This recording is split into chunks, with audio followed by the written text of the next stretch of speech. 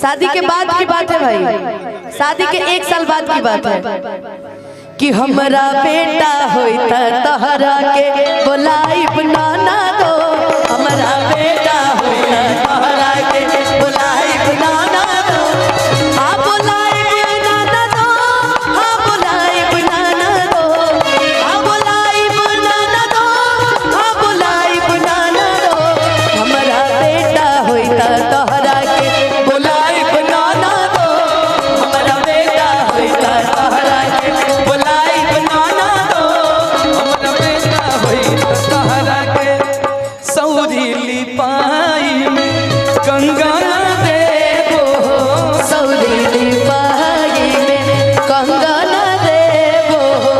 सौरी लिपाई में गंगा देबो, सौरी लिपाई में कंगना देबो, कंगन के धून पे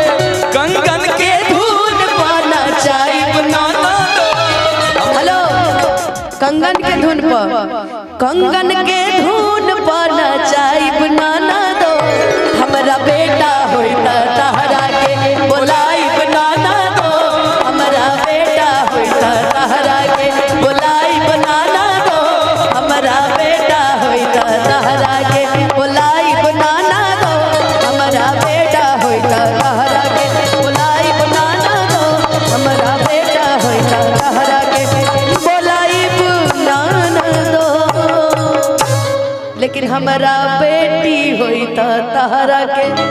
बोलाइब मामा जी, कद हम आएंगे।